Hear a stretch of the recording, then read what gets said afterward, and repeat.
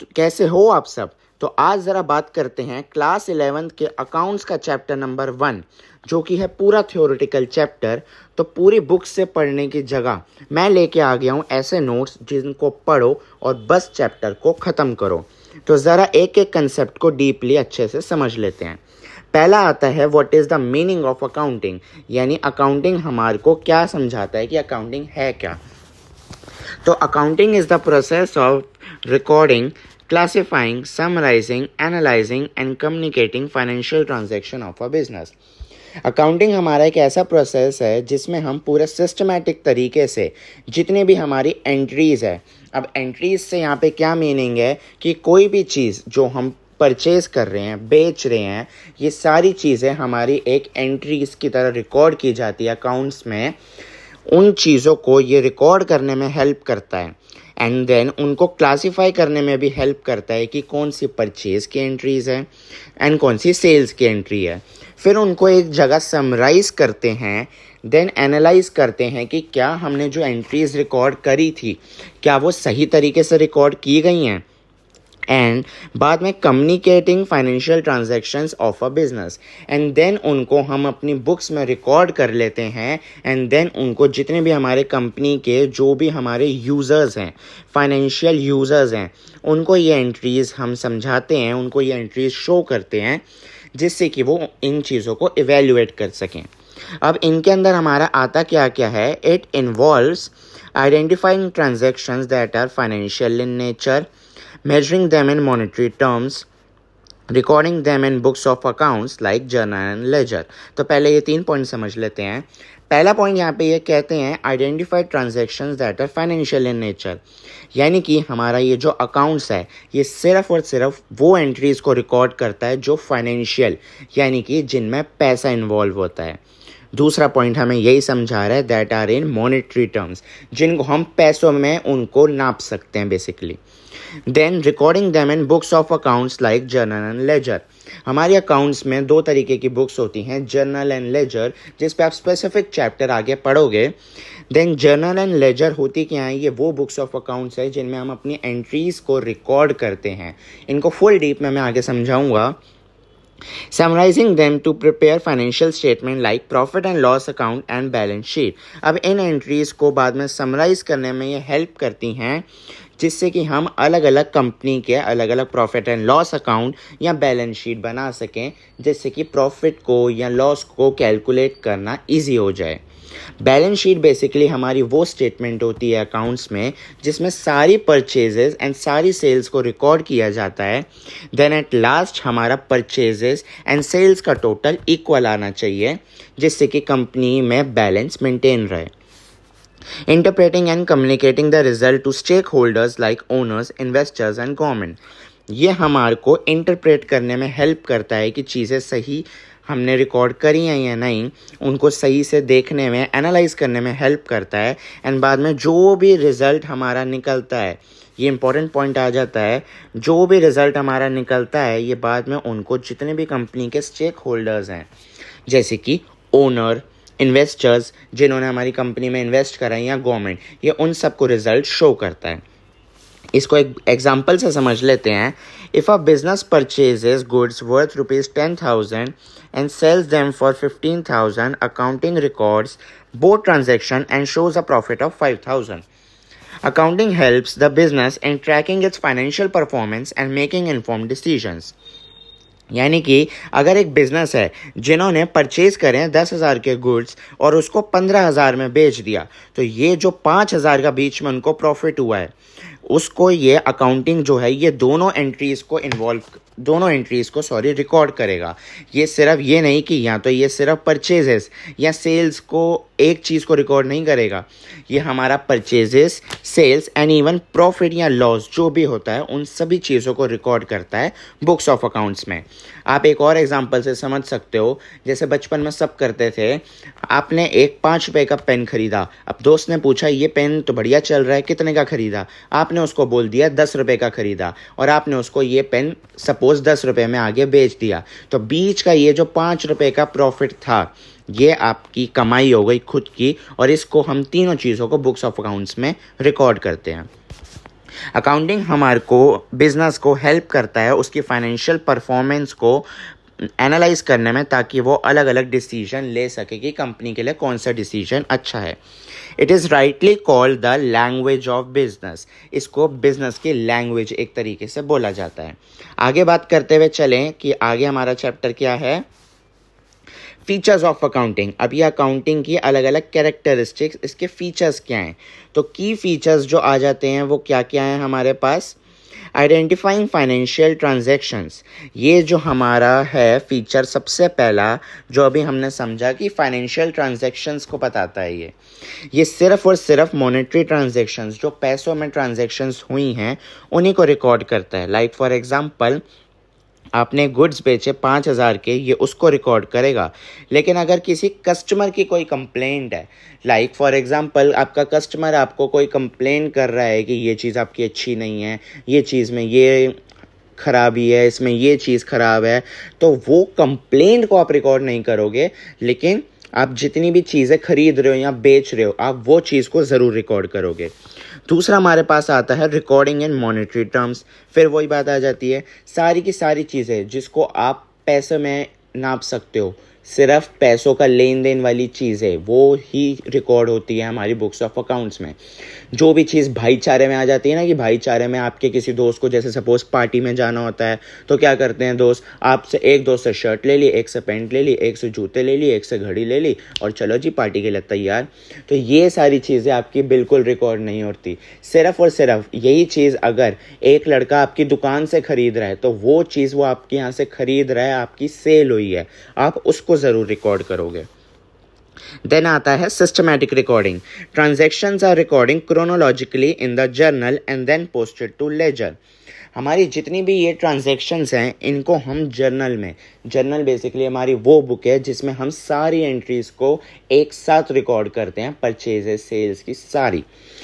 Then उसको आगे हम लेजर हमारा वो अकाउंट बनता है जिसमें स्पेसिफिक हमारा परचेजेस का अलग, प्रॉफिट का अलग, लॉस का अलग, सेल का अलग, हर एक कैटेगरी वाइज डिवाइड करके हर एक का अकाउंट अलग अलग बनता है। तो पहले एंट्रीज हमारी जर्नल में रिकॉर्ड होती हैं, जर्नल के बाद हमारी एंट्रीज लेजर में जाती हैं। देन आता है classifying. Transactions are grouped into different account like sales, purchases and rent. वही मैंने बताया कि ट्रांजैक्शंस को हम अलग अलग कैटेगरी में डिवाइड कर देते हैं क्लासिफाइंग में। Then summarising. डाटा को, जितना भी डाटा हमारे पास बाद में आया है, इनको एक फाइनल अकाउंट्स में समराइज कर देते हैं, जिससे कि हमारे को पूरी कंपनी की ओवरऑल परफॉर्मेंस पता लगाने में हमारे को ईजी हो जाता है कि कंपनी कितने पानी में है या कितनी ज़्यादा आगे तरक्की कर रही है। Analysis and interpretation. Profitability, liquidity and financial position are analyzed through ratios and reports.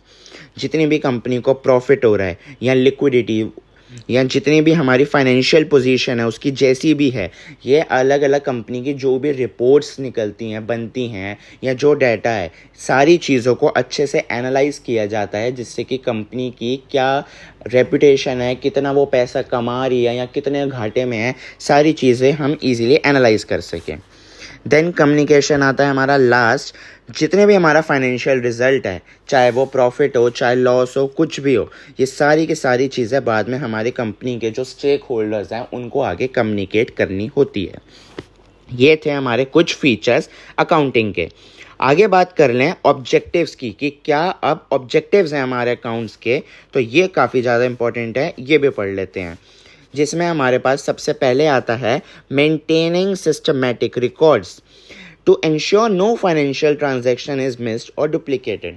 यानी ऑब्जेक्टिव क्या है हमारे अकाउंट का, कि वो क्या करना चाहते हैं कि कोई भी फाइनेंशियल ट्रांजैक्शन जो भी हमारे पैसों से रिलेटेड है हम उसको मिस ना करते हैं, उसको एंट्री को रिकॉर्ड करना गलती से भूल ना जाएं, या एक ही एंट्री को डुप्लीकेट करके दोबारा रिकॉर्ड ना कर दें, या किसी एंट्री को भूल ना जाएं रिकॉर्ड करना, ये बिल्कुल ना हो जाए हमारे से गलती। डिटरमाइनिंग प्रॉफिट और लॉस। अब ट्रेडिंग और प्रॉफिट एंड लॉस अकाउंट जो है हमारा, इसकी वजह से हम कंपनी की फाइनेंशियल रिजल्ट को एनालाइज करने में ये हमारी हेल्प करता है, जिससे कि कंपनी को कितना प्रॉफिट हो रहा है या कितना लॉस हो रहा है, ये सारी चीज़ें हम पता लगा सकते हैं। Ascertaining financial position. अब जो भी हमारी बैलेंस शीट बनती है बाद में, ये कंपनी की एसेट, लायबिलिटी एंड कैपिटल तीनों चीज़ें बताने में हमारे को बहुत अच्छे तरीके से हेल्प करती है। अब हमारी एसेट, लायबिलिटीज़ एंड कैपिटल को आप आगे और डीपली समझोगे, यहाँ मैं शॉर्ट में बता देता हूँ। एसेट हमारी कंपनी की वो चीज़ होती है जो अभी तो हमने खरीदी है एंड हमारे को फ्यूचर में वो फ़ायदा ही फ़ायदा देगी। लाइक फॉर एग्जांपल, आपने एक मशीनरी खरीद ली है, तो वो मशीन आपकी ये तो है नहीं कि आपको हर महीने वो मशीन बदलनी है या हर हफ्ते वो मशीन बदलनी है। आपको बेसिकली वो मशीन जो है आगे बहुत फ़ायदा देने वाली है, तो एक बारी उसमें कैपिटल लगाने की ज़रूरत है, एक बारी पैसा लगाने की ज़रूरत है, तो वो चीज़ जो आपको फ्यूचर में फ़ायदा दे वो होती है हमारी एसेट। लायबिलिटी हमारी वो चीज़ होती है बेसिकली कर्ज, जो हमारा खुद का नहीं है, किसी और से ले रहे हैं, तो हमने जो लोन ले लिया सपोज़, वो हमारी लायबिलिटी होती है। कैपिटल होता है वो उतना टोटल अमाउंट जो आप एक बिज़नेस में या किसी चीज़ में अपने कोई नए स्टार्टअप में लगा रहे हो, पैसा लगा रहे हो उसको स्टार्ट करने के लिए, वो हमारा कैपिटल होता है कि हम अपना पैसा कितना लगा रहे हैं। अगला हमारे पे ऑब्जेक्टिव आता है providing information to the users. जितने भी हमारे owner, investor, creditor, tax authorities, ये सारे हैं, ये सारे के सारे हमारा जितना भी फाइनेंशियल डाटा है उनको अच्छे से लेते हैं, उनको अच्छे से देखते हैं, समझते हैं एंड एनालाइज करते हैं, ताकि वो इजीली डिसीजंस निकाल सकें कि कंपनी के लिए हमें क्या डिसीजन लेना चाहिए। Assisting in decision making. अब ये जो प्रॉपर रिकॉर्ड्स हम बनाते हैं, ये बिज़नेस को हेल्प करते हैं कि वो टाइमली तरीके से एक इन्फॉर्म डिसीजन ले सके, ताकि वो proper investment, expansion and budgeting जितना भी करना ज़रूरी है वो कर सकें। तो ये थे हमारे कुछ ऑब्जेक्टिव्स। अब विदाउट अकाउंटिंग ये हमारे लिए बिल्कुल इम्पॉसिबल हो जाता है ये पता लगाना कि जो हमारा बिजनेस है वो प्रॉफिट में है या लॉस में है। तो ये अकाउंटिंग हमारे लिए काफ़ी ज़्यादा बेनिफिशियल साबित होती है। आगे हमारे पास एक टॉपिक आता है book keeping, accounting and accountancy, जो काफ़ी ज़्यादा इम्पॉर्टेंट डिफरेंस है जो हमारे को देखने को मिलता है। ये चीज़ पक्का एग्ज़ाम में डिफरेंस आता ही आता है, या तो तीनों में पूछा जाता है या सिर्फ बुक कीपिंग और अकाउंटिंग में पूछा जाता है या अकाउंटिंग और अकाउंटेंसी। तो ये तीनों का ही डिफरेंस मैंने यहाँ एक साथ लिख दिया है जो काफ़ी ज़्यादा इंपॉर्टेंट है, इसको अच्छे से समझते हैं। पहला आता है स्कोप। क्या है इनका स्कोप? बुक कीपिंग जो है हमारी, ये रिकॉर्ड करती है जितनी भी हमारा फाइनेंशियल डाटा है, ये उसको रिकॉर्ड करता है, यानी पैसों वाला। अकाउंटिंग जो है ये सिर्फ और सिर्फ रिकॉर्ड ही नहीं करता, ये उनको बाद में समराइज़ कर लेता है एक जगह पे एंड इंटरप्रेट करने में भी हेल्प करता है कि वो चीज़ें सही हैं या गलत। एंड अकाउंटेंसी जो है वो जितने भी हमारे थियोरेटिकल प्रिंसिपल्स हैं, थियोरेटिकल हमारे बेसिकली हिंदी में बोलते हैं तो संविधान वगैरह जो है, ये सारी चीज़ें ये उसको फॉलो करते हुए चलता है। फिर हमारा आता है लेवल। अब प्राइमरी स्टेज, बुक कीपिंग जो है वो हमारा पहला प्राइमरी स्टेज होता है एंड अकाउंटिंग उसका सेकेंडरी स्टेज, यानी पहले हमारी बुक कीपिंग होती है, उसके बाद ये अकाउंटिंग सेकेंडरी स्टेप है। अकाउंटेंसी जो है वो एक कंसेप्चुअल अंडरस्टैंडिंग है, यानी बेसिकली लोगों को वो समझ आनी चाहिए। अकाउंटेंसी एक ऐसा प्रोसेस है। फिर आते हैं इनके ऑब्जेक्टिव। बुक कीपिंग जो है वो एक्यूरेट रिकॉर्ड करना चाहता है एंट्रीज को एंड मेंटेन करके रखना चाहता है उन्हें। एंड अकाउंटिंग जो है वो कंपनी के रिजल्ट और उनकी पोजीशन बताता है हमारे को। एंड अकाउंटेंसी जो आता है, this Lay's the foundation of accounting. This basically ये हमारी हेल्प करता है कि ये जो हमारी अकाउंटिंग है उसकी फाउंडेशन में ये हमारे को हेल्प करता है। एंड यूज़र्स जो हमारे बुक कीपिंग में आ जाते हैं वो आते हैं हमारे क्लरिकल स्टाफ। अकाउंटिंग में आ जाते हैं अकाउंटेंट्स एंड मैनेजर्स जितने भी हैं। एंड अकाउंटेंसी में जितने भी हमारी टीचर्स, स्टूडेंट्स, प्रोफेशनल्स जिनको थियोरेटिकल नॉलेज है, होनी चाहिए, ये सारे हमारे आ जाते हैं अकाउंटेंसी में। तो ये था हमारा डिफरेंस। अब आगे देखते हुए चलें, आगे क्या है? Types of accounting information.